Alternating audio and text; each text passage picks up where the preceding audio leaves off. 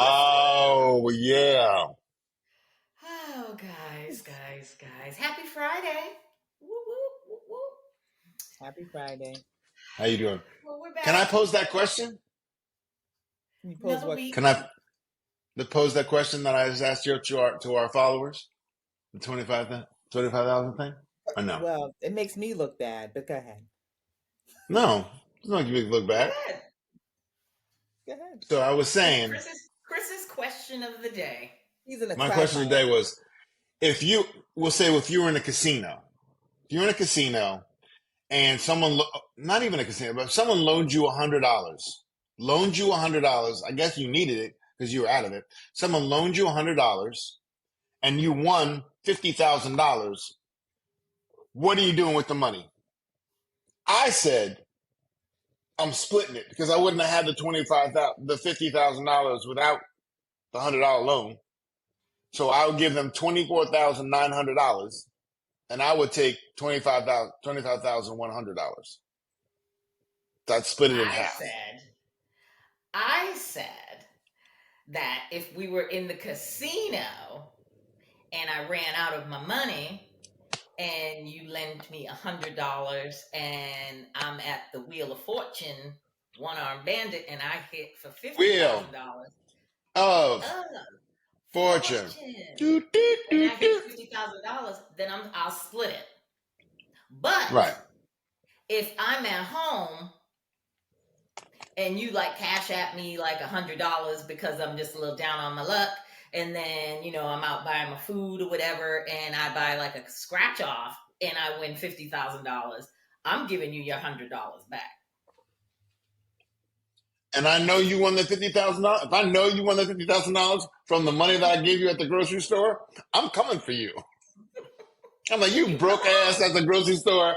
Why are you buying scratches in the first place if you can't afford the groceries? Here's the thing. At the grocery store, you wouldn't know that I won. I would just give you your $100 back real quick. Negro, you don't think I would know if I loaned you $100? If I'm close enough to give you $100, Negro, you don't think I'm gonna know if you want $50,000? The next day, you're like, oh, hey, let's go to dinner. I'm like, why did we pay her bills? You wouldn't know. You wouldn't know paying her bills because if she needed to borrow $100, she was overdue in bills. She pay off that credit card. She pay a couple of months on her car. Well, even though you don't have a car now. So she gives me back my $100, right? Huh? She got me back my $100. How soon do you give me back my $100? I'll give it to you the next day. If I want it the next day, I'd be like, where'd you get the $100 from? That was quick. Where'd you get the $100 from? Get paid. Be like, I got paid. That is true. I would probably wait until I got my work check or what have you, and then give it to you and be like, 'cause it's payday. This is why I don't gamble. Don't gamble. I didn't know there was like etiquette to all of this because I would have just given I would definitely give the 100 back. But I would have probably did 5,000 to 10,000. That's what I would have thought was fair enough. This is why I don't gift scratch cards to people. Like for birthdays, people think it's easy. I see a lot of people, whether it's your birthday or an anniversary or like even at work. Well, I don't work in the office no more, but even when I was working in the hospital and stuff and used to work in an office, like everybody would be like, oh, it's so-and-so's birthday. Let's pool like $5 and get them a bunch of scratch tickets. And I'm like, I will do no such thing because here's the thing. Now I'm going to be salty if I give you like a $20 or $25 scratch off lottery card and you scratch it off and you win like 2 million, 5 million, I'm salty. I'll be like, yeah, but that's contradicting what you just said. That's contradicting what you just said. So I shouldn't be salty. I shouldn't be salty if you won $50,000 and you didn't tell me.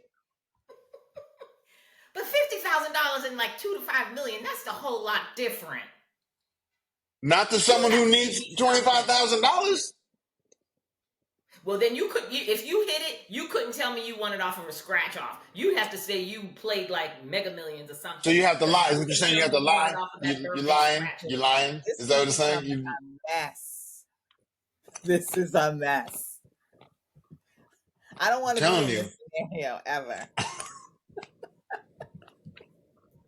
So let's talk TV. Because I have my TV pen. I'm ready to talk TV. All right, let's talk TV. So, Married at First Sight. Just kidding. Look, until you on this. You were like, both of you on this. Can we talk? Until you and I got. Listen, can we talk Baby Reindeer? Okay. Y'all caught up. Y'all watched it, right? I did. I did. Well,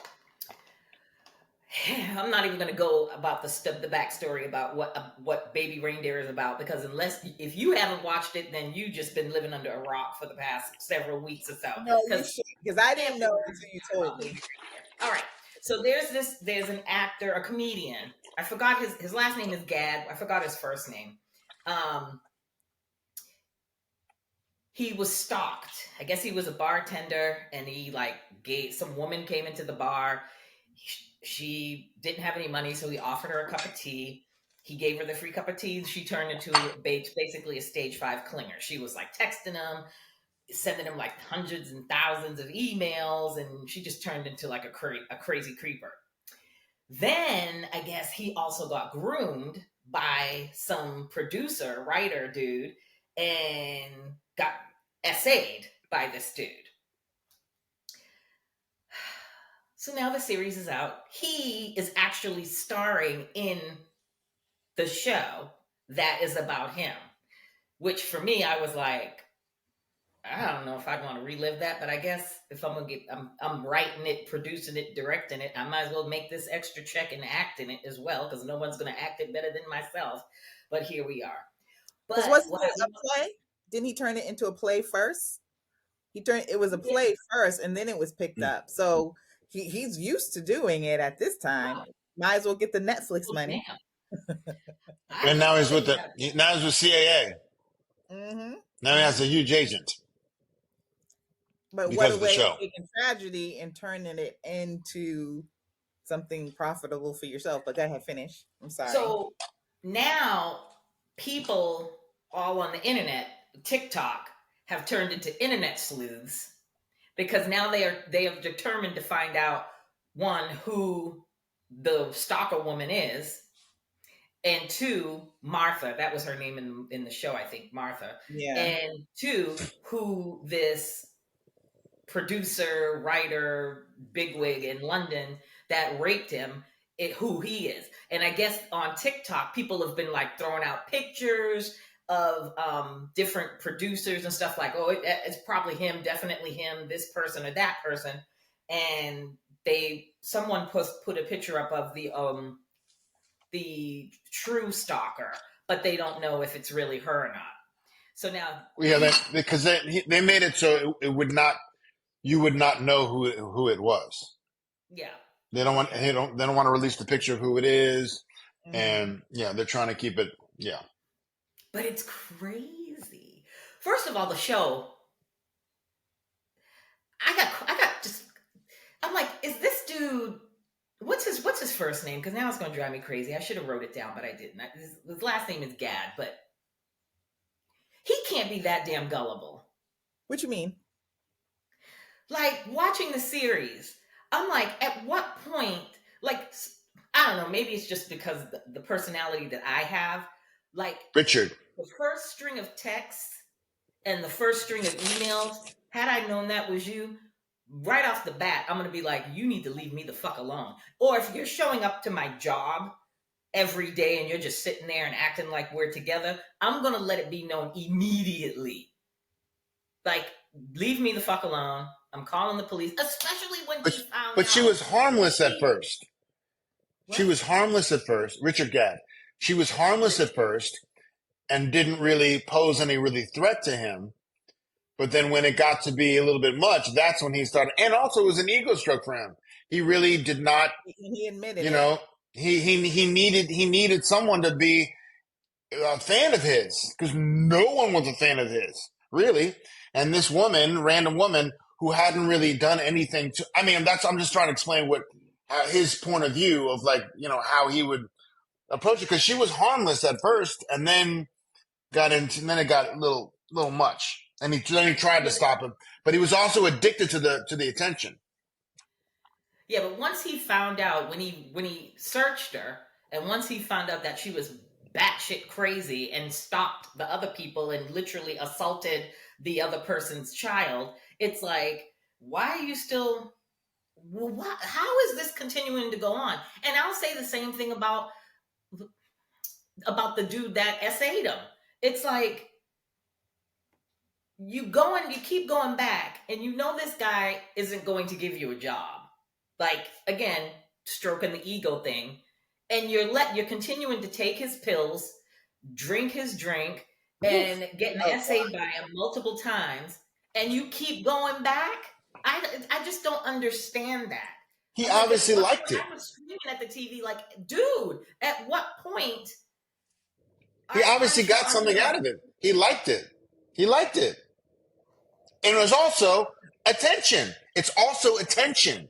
Remember, this guy is driven by attention. Whether it's bad attention or good attention, he wants attention. So this producer that says, and the producer helped him with the show, grew him as a performer, even though he SA'd him, he obviously liked it and kept going backward because he was getting attention. And he got attention from her. I'm saying that's how it was set up in the show. I don't know if he liked it so much about the because remember, he was completely drugged out when it would happen. He would wake up and it would be ending. So unless that's how he chose to write it, but he would wake up and it would be ending, and he'd always have in his head, did it happen, or am I being crazy because I was so high? So he was giving himself that out to kind of, pacify his brain a little, I think. And then I think he created a whole trauma for himself by continuously going back, because he talked himself into believing that this guy was going to do something every single weekend. He was there with him. So he believed that he was getting better at writing, and this guy was going to give him a job. What I didn't understand, and maybe one of you guys can help me with this, is the end. He went back to his house. Did the guy ended up helping him then? Or I didn't understand the ending. He gave him a job. He did give him a job. Okay, so I didn't know if he did or not, or I didn't know what happened, because I was just shocked that he went back. He gave him a writing job, supposedly. He finally put him on staff on a new TV show and gave him a writing job. So it did pay off in the end, to a certain extent. There must have been something that he was so drawn to keep going back. Or, if he felt that he was sexually assaulted and knew that, and it was like, well, I can't do it anymore, he kept going back. So obviously there was something in there that made him want to keep going back. And it was also, I think his self-esteem was so shot from everything and from everyone, and also not knowing his own sexuality of what he liked and what he didn't like. And he was so confused about anything. He was just looking for something. And also think that he was so bored with his life that had no excitement because he was living in the flat with his. Speaking of which, if that's his little black girlfriend, she's cute. I mean, they said, set him up. I was like, yo, and this dude, I was like, oh, okay. And the mom was cool. I was like, really? So, and she stuck by him too. Keely stuck by him. Saved by him in the end. Uh-huh. So there must be something about him that was redeeming enough or broken enough for him to for her to want to take care of him. And, I don't know. There's something about the All the attention that he wanted.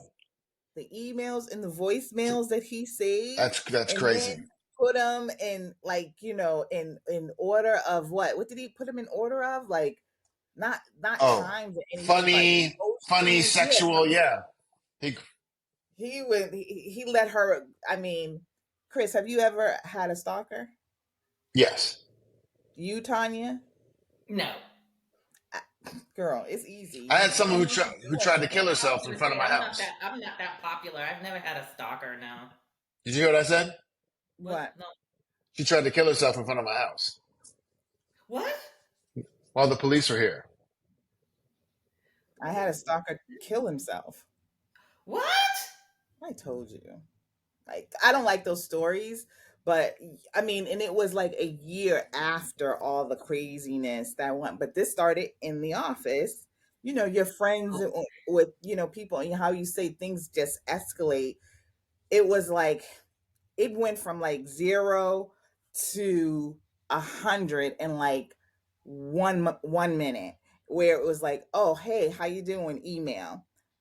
Going back and forth, blah blah blah blah. Next thing I know, I have 800 emails in the Wow. course of a weekend. It was insane. And you really don't, sometimes you just don't see it coming. Like with her, he bought her some tea, and he's like, oh, it's on me. And she was like comforted by that. And then he was talking to her too. You come to a bar, you're lonely. I don't know. I mean, and the thing, she used to be a lawyer in the show, so we don't know if that was her actual profession, but she was clearly thrown out of that profession and was on hard times. And so he was comforting, and he needed something from her, and she needed something from him. But she went batshit crazy when she caught him with that other woman. Now, was she trans, that other woman? Mm-hmm. I thought she was. Transgender. Right. So she was, when she saw that, and then that was it. It was all over. I would have gone. Acting note. I didn't think she was that good of an actress. Who? Which one? The girlfriend. I didn't think she was that good. The one that I played think the she was one of the stalker, biggest. or the other one? No, the other one, the Oh, trans woman. I've never heard of her. So I don't think she was that good. I didn't believe her a lot of the times. one who played Martha. Now She was amazing. Run that bitch her Emmy, because listen to me, I was like, She was amazing. She was amazing. Had me shook. Back to Richard Gadd though. I'm with you. I'm listening to y'all, and I agree. I'm giving him a little bit of grace from the beginning, when he should have told that bitch, keep it moving and step the fuck off, is when she showed her whole ass in that coffee shop. Remember when he took her to that coffee shop for her birthday, and she was holding on to his hand? Somebody hurt you. Who hurt you? Was it a man? And he ripped from her, and she smashed her hands down and was like, don't. I would have been like this. Check, please. I would have been ghost, and I would have told her, security, you come near me anymore, I'm gonna have your ass thrown in jail. But that also feeds into the fact that it was someone who cared about him so much. I didn't even gave him the attention. But you got a point. I mean, that's why well, there has to be some reason why he kept going back, or kept her around, or this and the other, because he wanted attention. He want to hurt her feelings, which I understand to an extent. You see somebody, because she clearly was down and out, and that was, he could see that clearly, and he was just like, well, I don't want to hurt her more by rejecting her. And he's like, what harm is it doing if she's just coming into the bar and sitting down and having a Where'd she get her money though? Where did she get her money though? What? She was probably like on assistance, some type of assistance, because she'd been fired from her job. And why the sent from my iPhone? Jail. Remember, she went to jail. She was in prison from the first stalking incident when he looked her up. That's how she just showing up, because she just was getting out of jail. But like Tanya said, as soon as he looked her up and saw all of that, he went immediately into making excuses. Well, this is just one side of the story. Sir, you don't need both sides of the story all the time. Just look at the facts presented in front of you, see Yep. how she asked a little bit towards you, and that's all you need to know. And you need to just skedaddle. So, not saying that he was asking for it, but the best part of the series for me is when he told his parents because he was afraid that she was going to tell him that he was raped and all this other stuff, and how loving that they were. And his father saying, I grew up in the Catholic Church, so I understand. And he didn't get it. And he was just like, I was in the Catholic Church. So his father had been sexually assaulted as well. I didn't And think that. oh, he definitely said it. Oh yeah. You know what I thought? You know what I thought? I thought it was that his father was gay. Remember Oh, when he said, this is the way, I'm seeing there's so many ways you could read into it. When I watched that scene and he was like, he didn't, he was trying to talk to his parents about whether or not he was gay or bi or what have you. And he's no, like, he started this is crying and he's like, because I didn't want you to, I wanted to tell you because I didn't want you to be ashamed of me or think that I was less than a man. And the father was like, do you think that about me? no, Tanya, I think what you're missing is when he did say that about, I didn't know who I was. But that moment, that conversation with the father when he specifically said, I didn't know how you would feel about me because he was raped by Yeah. another man. That was when that part came up. And that's when his father said that part and he made the connection. He was like, oh, and that's when he made the connection as well that his father was sexually assaulted by a priest. Yeah, I didn't Go pick back that and part up. watch it. Hmm?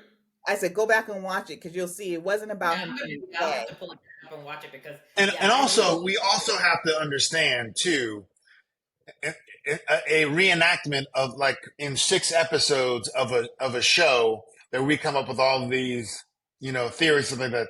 If this is taking part over a year, however long, a long time, it was 4 it can be years. small things.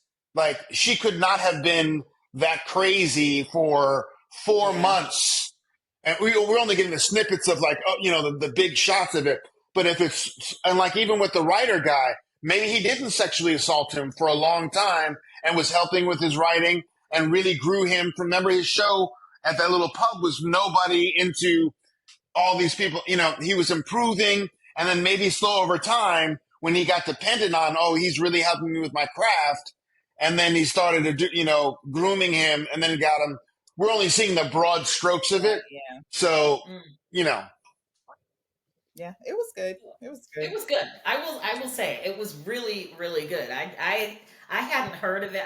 It kept popping up on my Netflix and I was like, baby reindeer, what is this? And then I started seeing it like within 3 or 4 days, I started seeing everybody all over TikTok flapping their gums about it. And so one Saturday I was like, let me sit here and watch the first episode. Oh, it's based off a true story and he plays his own character. And when I watched the first episode, I was like, wait a minute.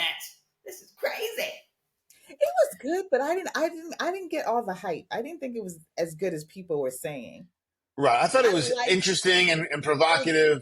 Yeah, and It I'm was, glad it it was was good. short, but it didn't somebody compared it to Misery and because Stephen King watched it and under I guess the post of it he said holy shit, like that was a lot. And it was good. It definitely not in my top 50 favorite in Netflix series. It was Mm. okay. No, It but was it good. was good, but Yeah. not like a. It was It's provocative. it's it's something that I probably wouldn't watch again. Like if it came Mhm. down the road again, I'd be like, But now, if a season 2 came out, I might have to partake in that. But we'll see. Yeah, I could skip it. Um. So, all right, the Season two. countdown is What would you going. do in season two?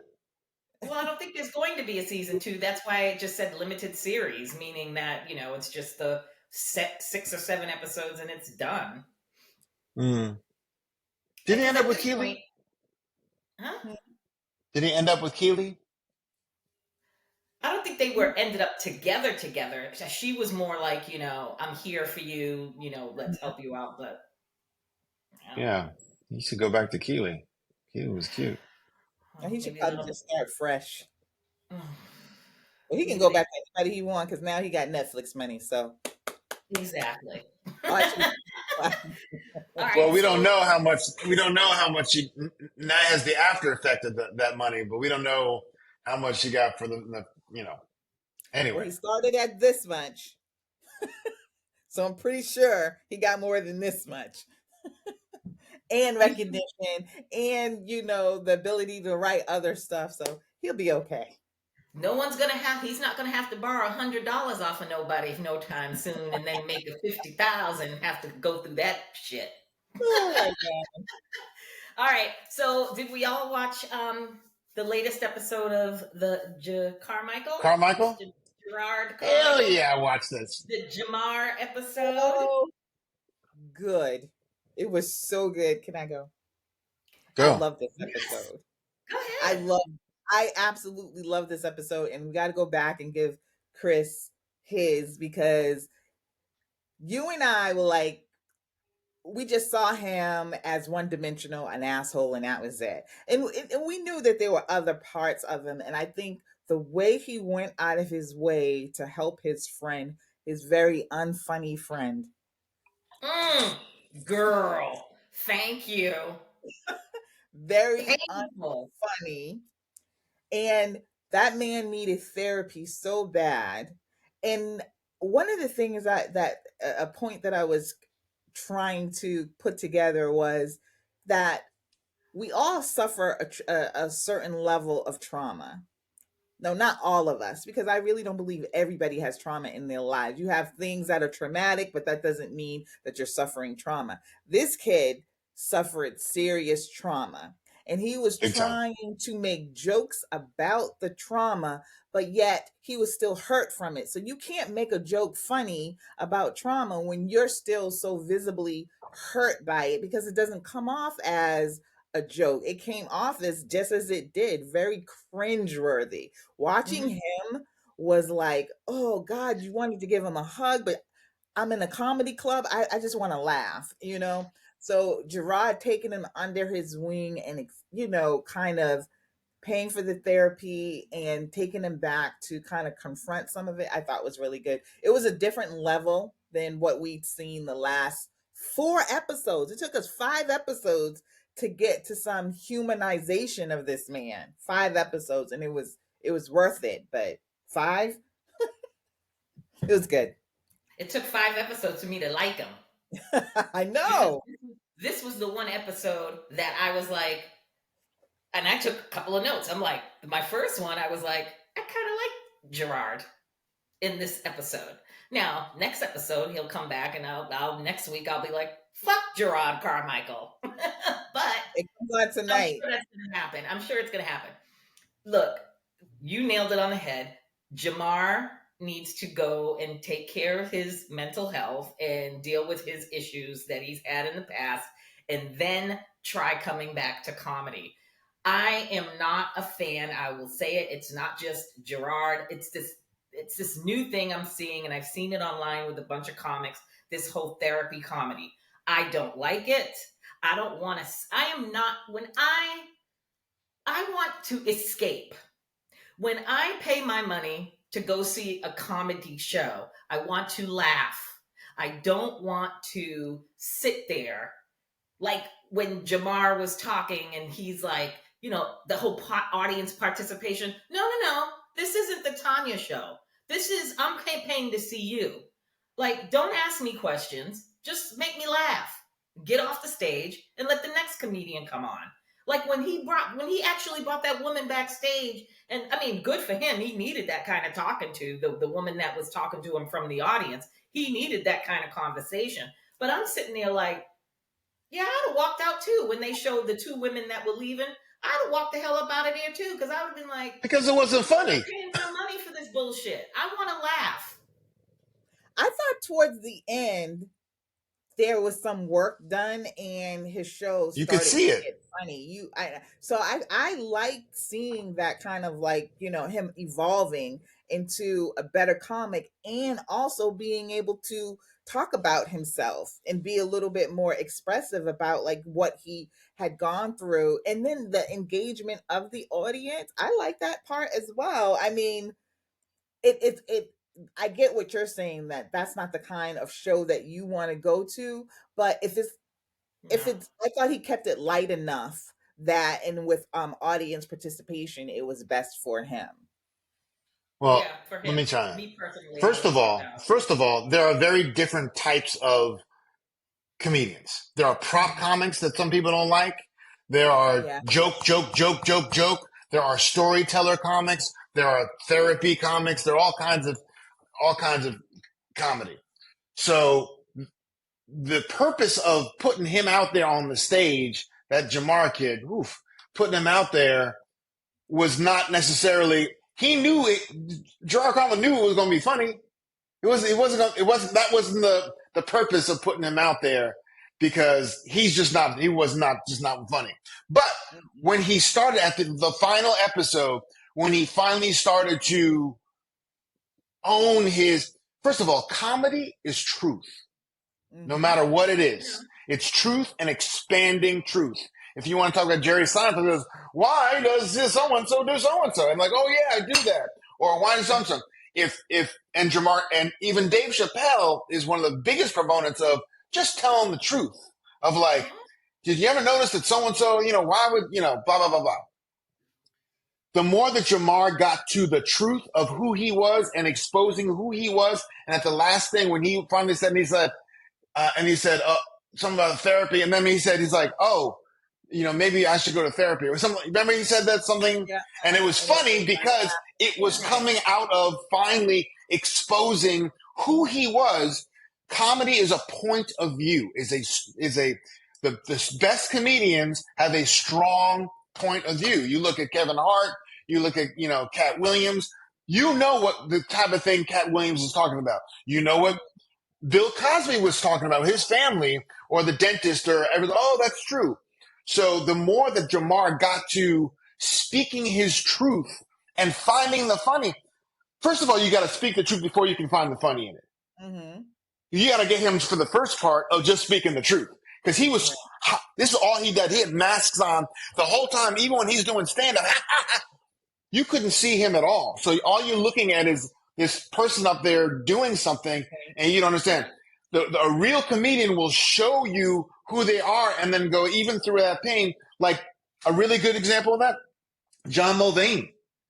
He's like, look, I was in rehab. I went to rehab because he talked about his intervention.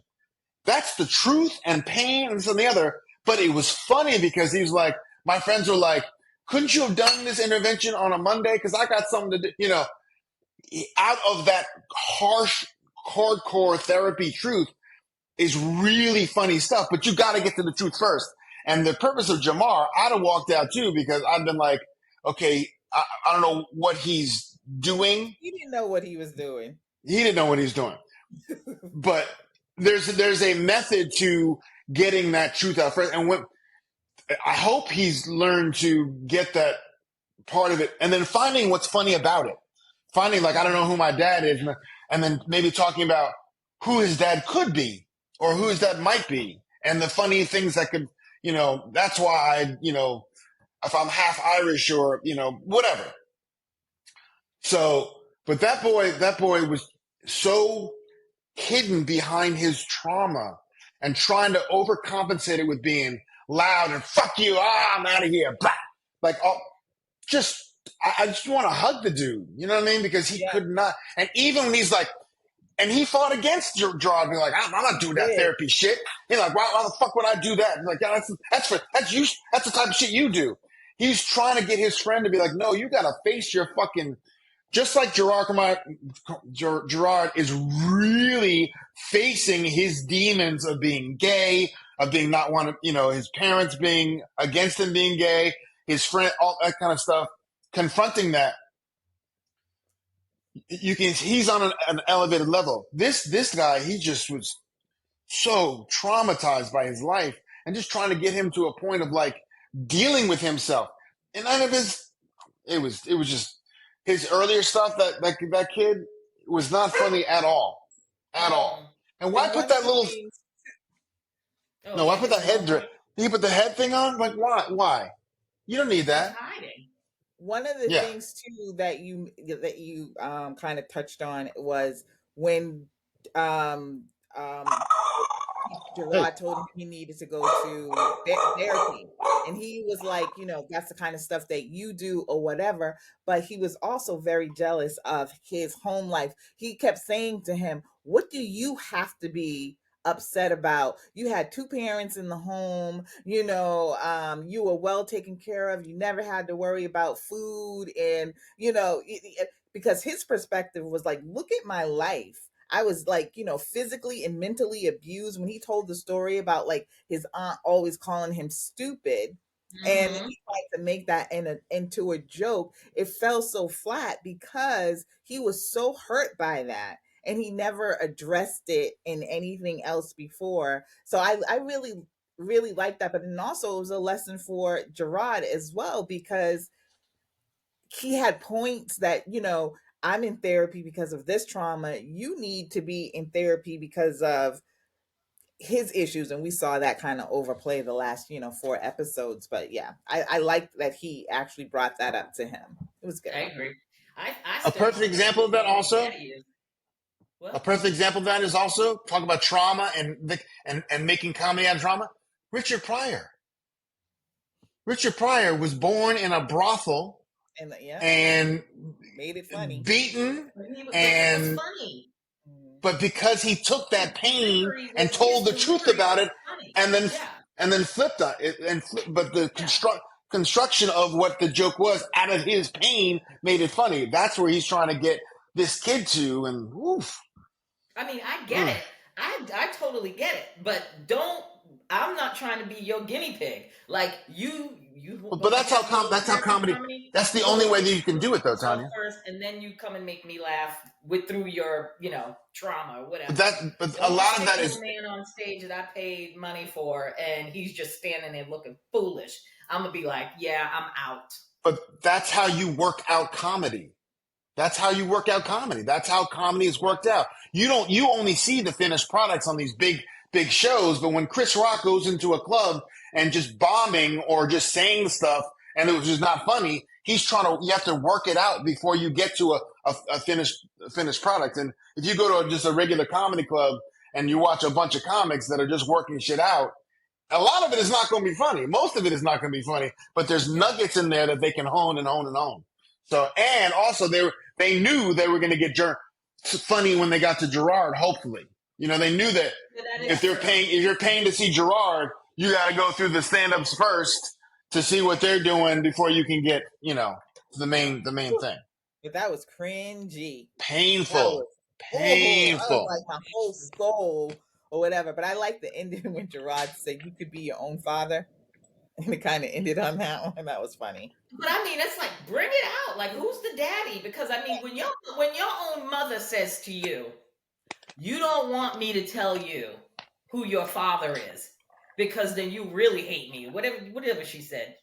She said Mm-hmm. he would regret her if she told him who his father was. And I'm like, well, he already regrets you, ma'am. He's already resenting you and regretting you. I So mean, just they tell grew up him in who his foster daddy care. is. And also too, like it really highlighted how Black men need therapy, just as much as like, Black women, because it's funny to hear people talk about like, oh, we were so poor we couldn't eat, and then my parents was beating my ass for this a lot, because that parent is traumatized because they can't take care of you, because that's Mm. really where beatings and yellings come from, is like when you feel inadequate and you're not doing what you're supposed to for your children. You don't have patience. You don't have patience for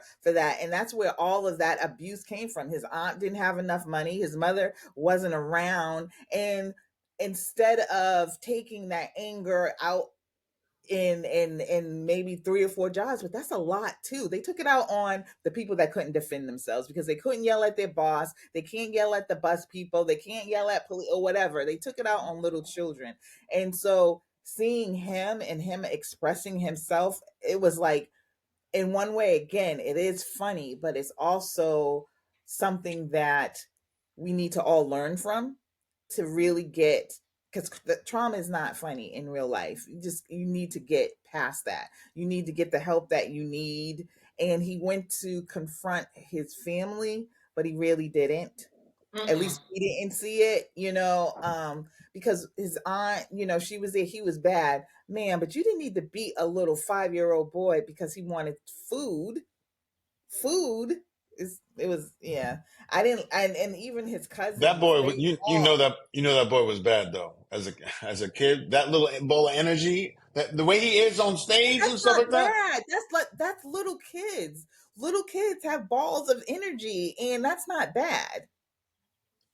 I think he You was a can't bad call a kid. kid bad because he wants to run and he wants to do stuff, and he wants to be outside and he wants to eat. That's not bad. That's not bad. Yeah. I listen. I can only imagine what he's been It's through, not. has been through as Stop a looking child. at me like I that. bet you that the way that boy is as an adult, the way he is as an adult, and seeing him on stage and being fuck this and that and that, I can just imagine what type of child that boy. Now, mind you, coming out of trauma, yes, I understand. Yes, but I don't think he was an angel kid. I don't think He he doesn't was have just to be a. an angel kid, but he's getting beat because he wants to eat. He's getting beat because he's talking too much. He's getting beat because he has energy that all 5-year-old little boys have. That, Hmm. no, that's abuse, pure and simple. And Yeah, if I you would say, if yeah. you as a parent, or a guardian can't recognize that, yes, certain children need to be, their energy needs to be, in circled someplace else, then you shouldn't have children. That part. So he should go back in foster care. No, unfortunately, he's already here, but she's beating him just as badly as the foster kid people are. I mean, matter of fact, he didn't talk about the foster people beating him. He talked about his aunt beating him. And it sounded like she was getting a check from the state to take Oh, care of of him. course. Listen, So, he's the reason. He was the reason why he was. Even if he was bad as a child, he was bad because he was probably getting his ass beat all the time. And that boy been through some shit. When you put razor blades in the meatloaf, remember that? No, well, Staples. Staples. I'm sorry, not razor blades. Staples in the meatloaf because you want them to die. That's yeah,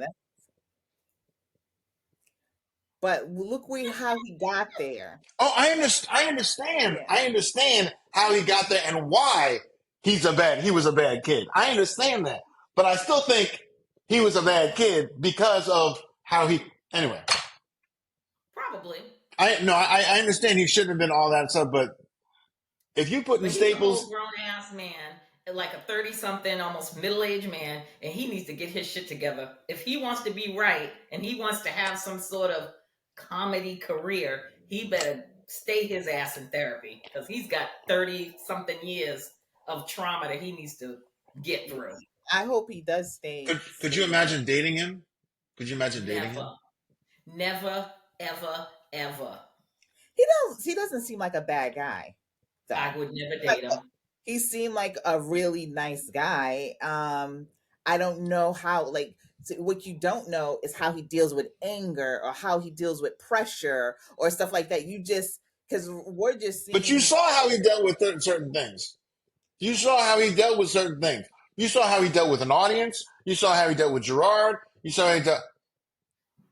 Was Nope. that real anger though? I mean, yeah. I mean, Not because anger. we I'm just always saying. said, oh, but I'm as a not. person, he seemed like he was a good guy. It doesn't seem like a bad guy. He definitely needs the therapy No, to but I'm get saying dating strong. him. But do I think he would mistreat a woman? I don't know. I can't say that 100%. I don't care. I wouldn't date him based off of watching him on this episode. Number one, Yeah, I ain't got time. after I don't watching have this time. episode, you I see don't have very time. clearly that he And has this is, issues. yeah, So this is no, why I I'm wouldn't date him, but I'm not scratching him totally off because that's what has totally been his entire life. Oh, well, then he'd have to add me to the list because I would scratch his ass right off real quick. I don't have the time nor the energy to deal with no dude. It would just take one He's like conversation with something me, years and old. I I don't would have be the time or like, the energy either, and I don't bye, think that any woman should bye. fix anybody. No, it's not any. It's not my job. It's not somebody else's job to fix someone. You need to fix Mhm. yourself. I'm just saying that I give him grace to be able to do that. I'm not going to put him in a bad guy category. No, he could be a homie.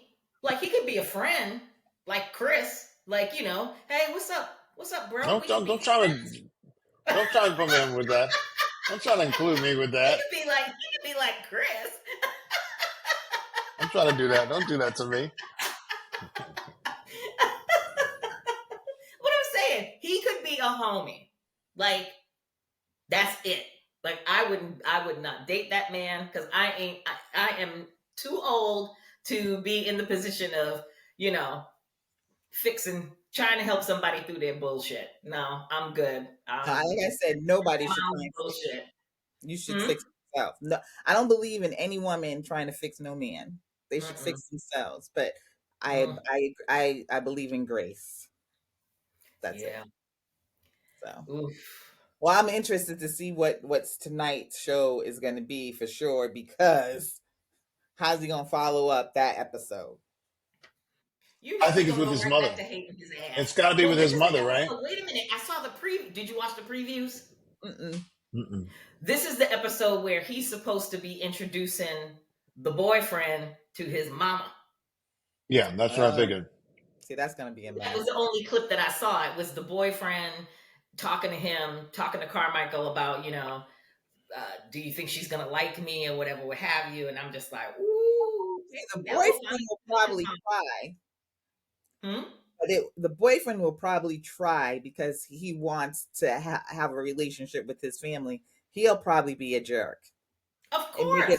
make it uncomfortable for everyone. And he'll walk in, he'll probably have his boyfriend wear they'll probably have some outrageous outfit on, or the boyfriend might look normal, and Carmichael will come in with some outrageous, assless chaps on with a big fur coat and, stiletto boots or something, or some like platform boots with his nipples showing or whatever, bare chested, just for the shock value. If he does it, I'll be surprised.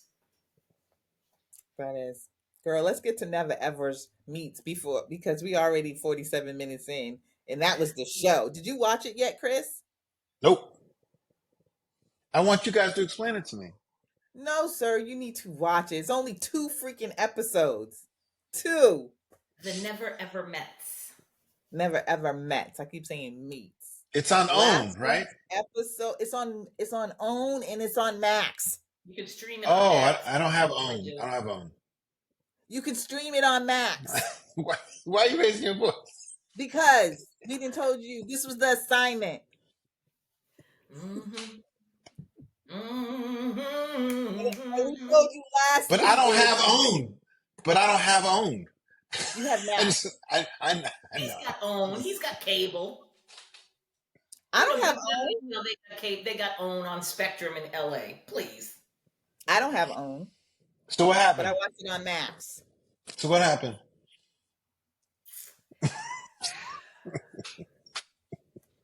So there's 7 couples. All right, so we already know the premise. We talked about it last week. It's 7 couples who've been dating online for the longest time. They just never met. So now they bring them to this mansion in LA, and they're all living in the same mansion. And these couples are, they give them like little activities to do, and I think it's like I don't know how long they're going to be there for, but let's just say 6 weeks. At the end of their time there, they have to decide, do they want to stay together or do they want to split? So we've already got one couple that's gone. Alexis and Dominique. No, was it Alexis and Dominique? Yep. Yeah, it was Alexis and Dominique. And last week they got into a shoving match and it finished up with, I mean, like really, he almost tried to grab her by the neck, but he He did missed. grab her by the neck, He if you look did. at it. He did. Yeah. She Hmm. was all up in his face. It was on both of them, but Hmm. she was 100% right when, she was just like, you don't put your hands on me. But she was all up in his face, and she shouldn't have been all up in his face. So they made him leave. They made him leave that night because, it was unsafe. She said she didn't feel safe. And so for a second there, I really thought that they were going to let both of them stay. Did you? I thought that because Yes. I was watching and I'm saying to myself, they can't possibly let them stay. Yeah. I'm like, they can't do this. I'm like, that's just irresponsible on own, number one, and Mhm. just the show in itself. But then when he went to the hotel, and then that it was the next day, and she's in the house talking to everybody, and I'm like, and she's like, well, I don't want to have to leave, and I'm saying to myself, well, you have to leave because it's a couples show. Like, if he's Mhm. not going to be here, why are you here? But can we just talk about that sorry ass apology though? And she was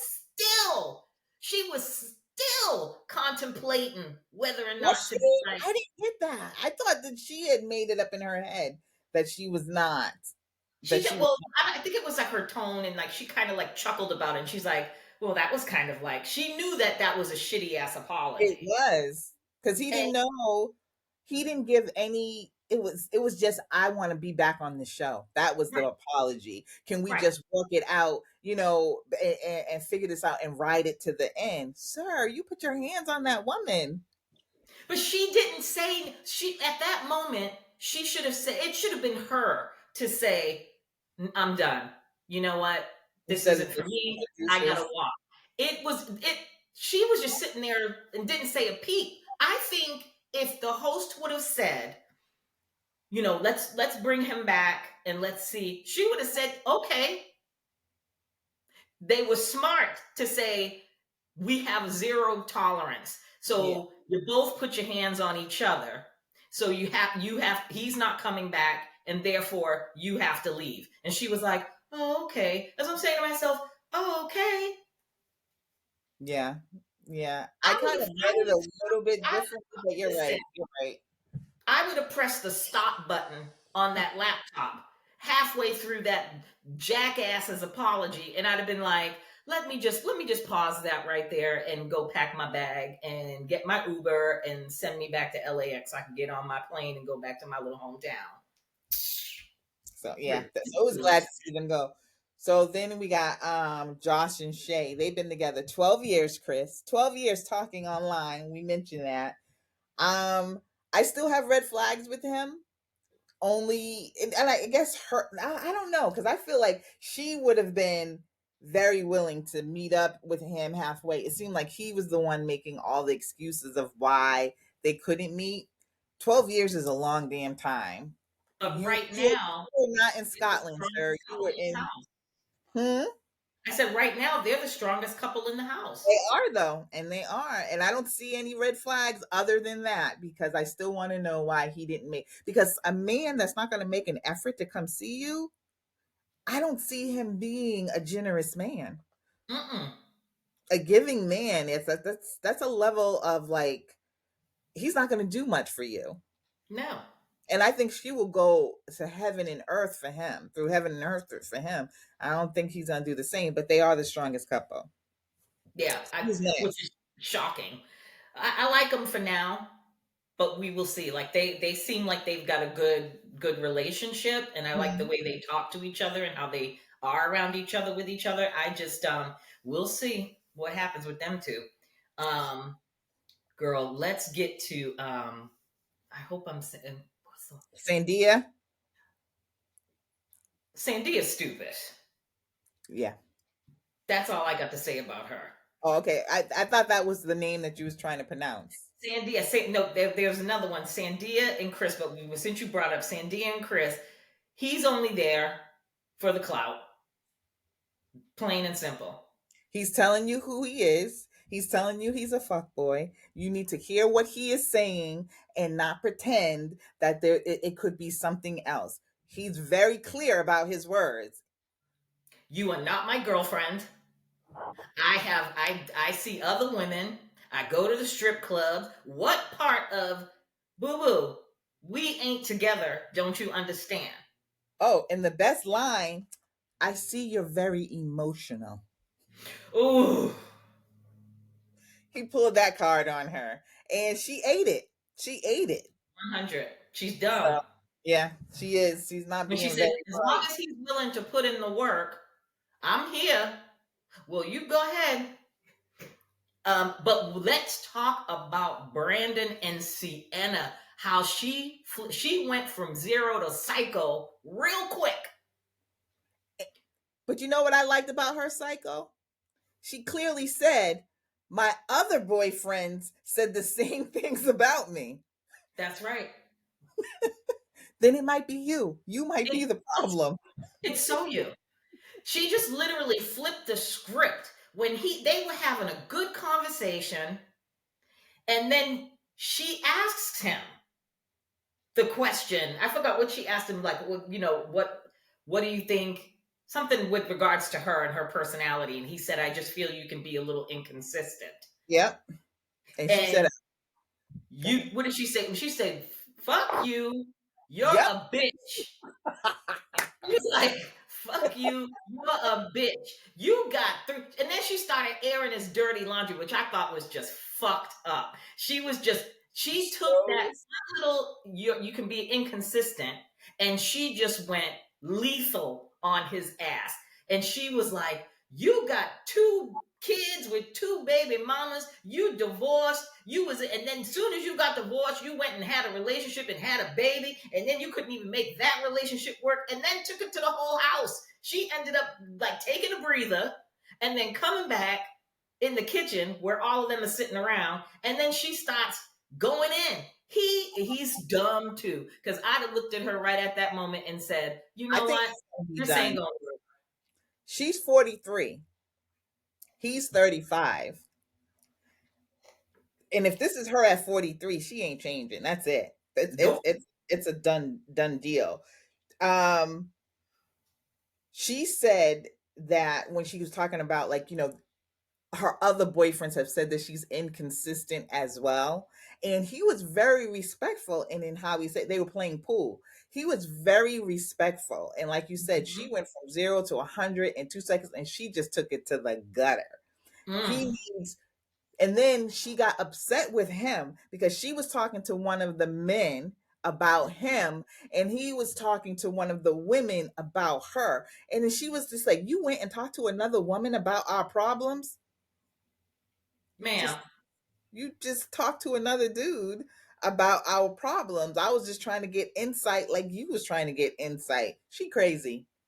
As hell. And he needs to friggin' run back to Florida and don't look back. Because that bitch looks like she will close his eyes and she'll pull a Martha on his ass and stab and murder his ass. She won't just show up to his job. She will straight up murk his ass.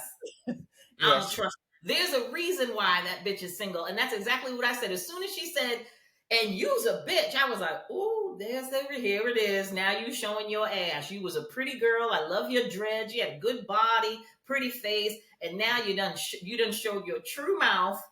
And now I don't like you. And there's a reason why you're 43 and you ain't got no damn man.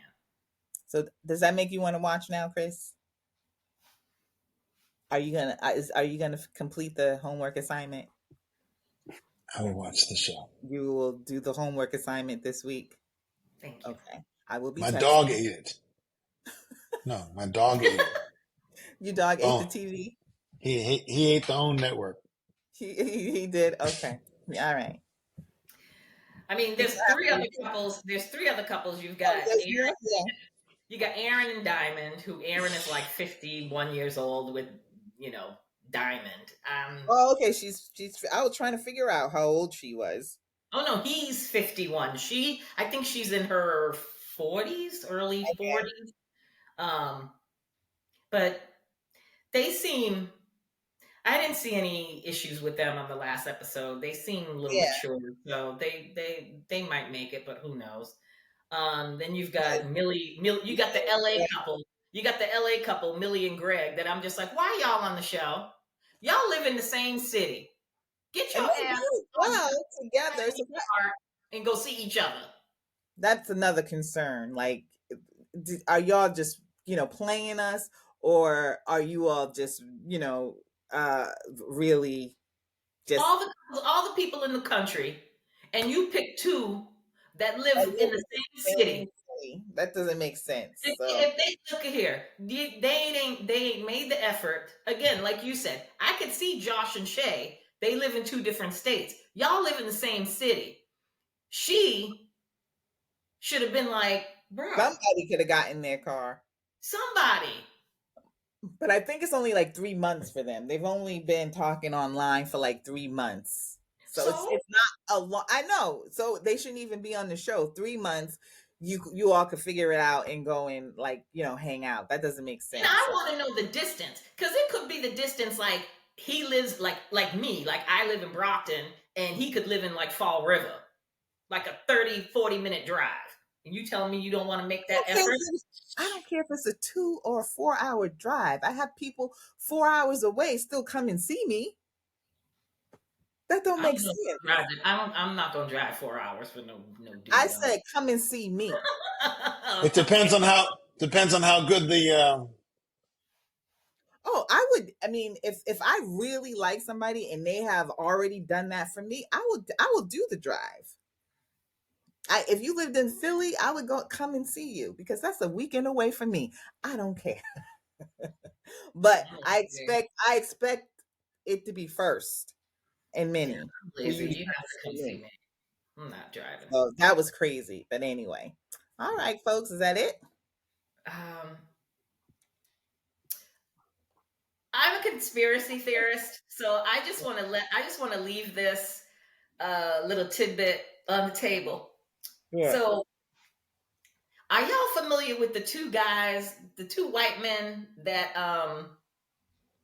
got arrested in the Turks and Caicos because they had live ammunition in their suitcases trying to come home back to the States?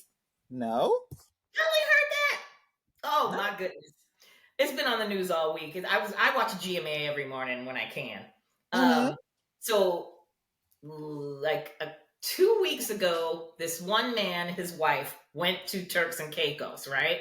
Mm-hmm. And when they were leaving Turks and Caicos, they were going through security and they flagged them. They pulled them because the guy had like 3 bullets in a Ziploc bag in his luggage. Mm-hmm. So of course he's in another country. So now they arrested his ass. He's still in jail. They sent the wife home. They had arrested the wife too, but they sent the wife home. And now they're trying to get him out of jail because they're saying that he could spend up to like 12 years in prison. Mm-hmm. So hold that thought. So now we're down to this week.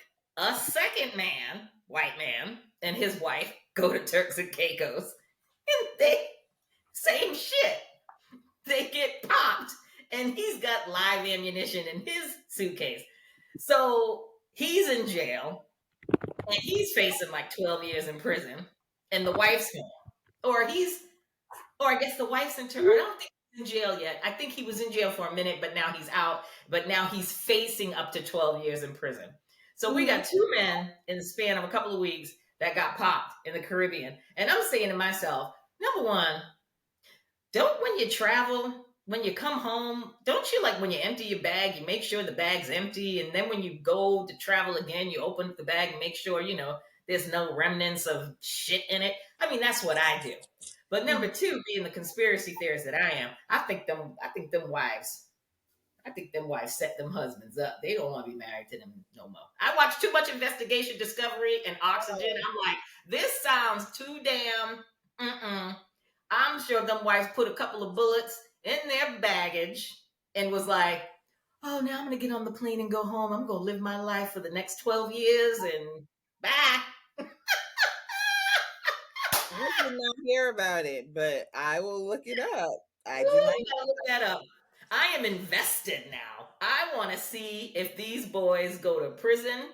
So they're saying that they didn't have they're saying that somebody put those bullets in their luggage. No, they're saying that that's their bullets, but they just didn't know that it was in there. It was a simple mistake. They're both hunters. They hunt. They have, weapons. They just forgot. And I'm saying to myself, but where are you going with bullets in your suitcase? That's what I'm saying. Because there's a special. They have been traveling with bullets in their suitcase because they said they forgot. There's a special when you travel, because you can pack your gun and your bullets in your suitcase. There's just a certain type of protocol, and anyone that has a license to carry and has weapons like that travel with their guns, they know. You know the process when you're going to travel with your gun and bullets. Bullets in a Ziploc. Like 2-3 bullets in a Ziplocky and no gun. I'm thinking that's a setup. I'm thinking both of them husbands got set up. That's just my own opinion. I will look it up. Their wives. I think them wives was like, look at here. I'm gonna take these kids. I'm gonna live my life. Keep the house. You're going to be in jail. I'm going to quietly divorce you, take all the money. I'm going to keep all that money in the bank accounts, and your ass is going to be in jail, and I'm going to be living the best life. All right, then. Let's marinate on that until next week. Ooh, that's a good one. Good way to end that sound effect. That was a door close. Was that a door closing? No, it's just a transition out. So that. All right, well, we'll see y'all next week.